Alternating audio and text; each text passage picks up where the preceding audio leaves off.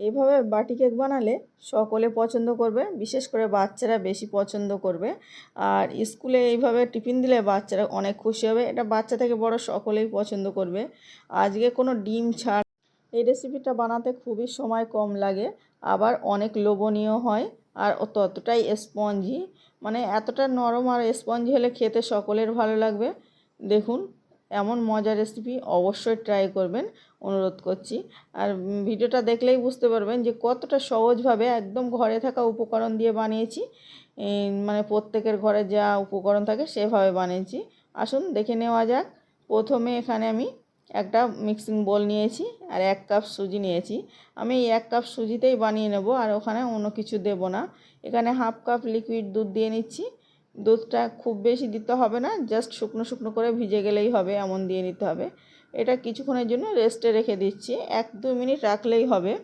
আর হাতে সময় থাকলে রেখে দিতে পারেন। দেখুন, একদম মানে সুজিটা ভালোভাবে ভিজে গেছে, দেখে বোঝা যাচ্ছে। আর হাতে করে টিপে দেখে নিতে হবে ভালোভাবে ভিজে গেছে কি। আর এটা মিক্সিতে দিয়ে নিলে কিন্তু আগে থেকে না ভিজিয়ে রাখলে হবে, তাহলে বেশিক্ষণ পেস্ট করতে হয়, দানা দানা ভাবটা থেকে যায়। এটার ক্ষেত্রে দানা দানা ভাবটা না থাকলে খুব ভালো হবে, ওই জন্য কিছুক্ষণ আগে ভিজিয়ে রেখেছিলাম। তারপরে এটা মিক্সিং জারের মধ্যে তুলে নিলাম, আর এখানে 1/2 কাপ চিনি দিয়ে নিচ্ছি। মিষ্টির কম্বিনেশনটা একদম পারফেক্ট ছিল, চাইলে বাড়ি কমিয়ে নিতে পারেন। 1 কাপ নারকেল দিয়ে নিচ্ছি, সেম কাপে 1 কাপ নারকেল দিয়ে নিচ্ছি। নারকেলটা আস্তই মানে তুলে নিয়েছি, আর এই নারকেলটা কিন্তু একটু নরম নরম টাইপের দিতে হবে। তারপরে একটা পেস্ট তৈরি করে নিলাম। পেস্টটা ভালো করে তৈরি করে নিতে হবে, যদি আস্তে আস্তে ভাব থাকে আবারও দিয়ে একটু ঘুরিয়ে নিতে হবে। তো দেখুন, আমি ব্যাটারটা দেখিয়ে নিচ্ছি যে কেমন হয়েছে। তারপরে আমি ভালোভাবে একটু মুছে দিয়ে নিচ্ছি, অনেকটা যেহেতু জড়িয়ে আছে। ব্যাটারটা এমন একটা স্মুথ ব্যাটার তৈরি করে নিয়েছি। আর এটা কিন্তু যে নারকেলটা ছিল আস্তে আস্তে ভাব, সেটাও আমি পরে একটু ঘুরিয়ে তারপরে দিয়ে নিলাম। তারপরে এখানে 2 টেবিল চামচের মতো রান্নার তেল দিয়ে নিচ্ছি। 1/2 টেবিল চামচের থেকেও মানে 4 ভাগের 1 ভাগ বেকিং পাউডার দিয়ে নিলাম, আর একটু স্বাদ অনুযায়ী লবণ দিয়ে নিলাম। মিষ্টি খাবারে একটু লবণ হলে কম্বিনেশনটা দারুণ লাগে। তারপরে এটা ভালোভাবে নাড়ি চাড়িয়ে নিচ্ছি, আর এখান থেকে অল্প একটু জল ধুয়ে দিয়ে নিলাম। এটা ভালোভাবে নাড়ে চাড়িয়ে নিতে হবে যেন তেলটা ভালোভাবে সবার সঙ্গে মিশে যায়, আর বেকিং পাউডারটাও যেন ভালোভাবে অ্যাক্টিভ হয়ে যায়। তার জন্য একটু সময় ধরে ফেটিয়ে নিতে হবে। তো আমার এখানে মিক্সিং বোলটা খুবই ছোট হয়ে গেছিলো, ওই জন্য একটু সমস্যা হচ্ছিল, তো আমি একটু সাবধানে ধীরে ধীরে এটা ফেটিয়ে নিয়েছি। তো দেখুন, একটু ভালোভাবে অবশ্যই ফেটিয়ে নিতে হবে যাতে তেলটা মিশে যায়। আমি আবারও বললাম, এখানে আমি এভাবে কিছুক্ষণ ধরে ফেটিয়ে নিয়েছি। একটু দেখুন, ফেটানো প্রায় আমার কমপ্লিট। এখন আমি বাকি উপকরণগুলো দিয়ে নেব। এখানে আমি বাকি উপকরণগুলো পরে দিয়ে নিচ্ছি। এখানে 3টে বাটি নিয়েছি, যে বাটিতে বানাবো বাটিতে তেল একটু দিয়ে ব্রাশ করে নিচ্ছি। আর এই যেহেতু এখানে তুলতে কোনো অসুবিধা হবে না, তেল ব্রাশ করে নিলে অবশ্যই এভাবে তেল ব্রাশ করে নিতে পারেন, চাইলে কাপে করেও বানাতে পারেন। তারপরে এই যে বেকিং সোডা 1 চিমটি পরিমাণ দিয়ে নিলাম, 1 টেবিল চামচের 4 ভাগের 1 ভাগ। এটাই মেন ব্যাপার, এটা আগে থেকে মানে লাস্টের দিকে দিতে হবে একদম। দিয়ে এটা একটু জাস্ট নেড়ে চেড়ে, খুব বেশি সময় নেব না, একটু এমনভাবে 2-4 বার নেড়ে চেড়ে আমি এখানে দিয়ে নিচ্ছি। এখানে আমি 1/2 টেবিল চামচ আবারও একটু তেল দিলাম।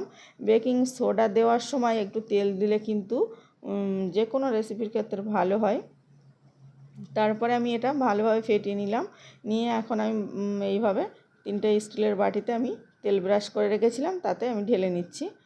তো দেখুন, 3টে ভালোভাবে দিয়ে নিলাম, কোনো ট্যাপ ট্যাপও করতে লাগবে না। তারপর ওপর থেকে একটু দেখার সৌন্দর্যের জন্য একটু কিশমিশ ছড়িয়ে দিচ্ছি, তাহলে দেখতে ভালো লাগবে। আর বাচ্চারা তো দেখতে ভালো হলে বাচ্চারা বেশি আনন্দ করে খায় যে কোনো জিনিস, সকলেই আমরা জানি। তো দেখুন, সবগুলোই দেওয়া হয়ে গেছে। এদিকে একটা আমি প্যান বসিয়ে দিয়েছি, আর এখানে অল্প করে জল দিয়ে নিয়েছি, খুব বেশি দেওয়া যাবে না। একটা স্ট্যান্ড বসিয়ে দিয়েছি, আর স্ট্যান্ডের ওপরে একটা প্লেট বসিয়ে দিলাম। প্লেটটা দেওয়ার কারণে মানে বসাতে সুবিধা হবে। তারপরে আমি বাটি 3টে বসিয়ে নিলাম। এভাবে একটা ভালোভাবে ঢাকনা দিতে হবে যেন না ঢাকনা থেকে কোনো হাওয়া পাস হয়ে যায়। তো একটা আমি বাসন হাতের কাছে ছিল, এটাই ঢাকনা দিয়ে নিলাম। নিয়ে গ্যাসটা মিডিয়াম টু লোয়ে রেখে আমি 10 মিনিট রান্না করে নিলাম। 10 মিনিট পরে আমি একটু দেখে নিচ্ছি যে একটা টুথপিক দিয়ে কোনো রকম একদম টুথপিকটা ক্লিন আসছে, কোনো রকম ব্যাটার জড়িয়ে যাচ্ছে না, তার মানে আমার হয়ে গেছে।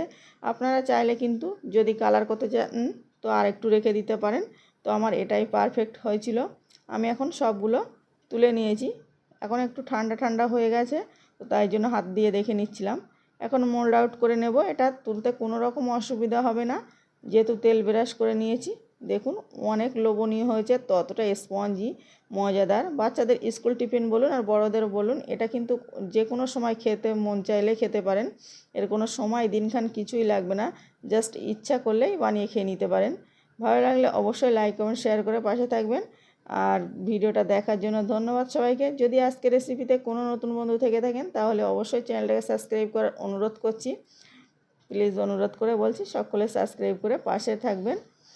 আবারও দেখা হচ্ছে অন্য কোনো ভিডিওয়।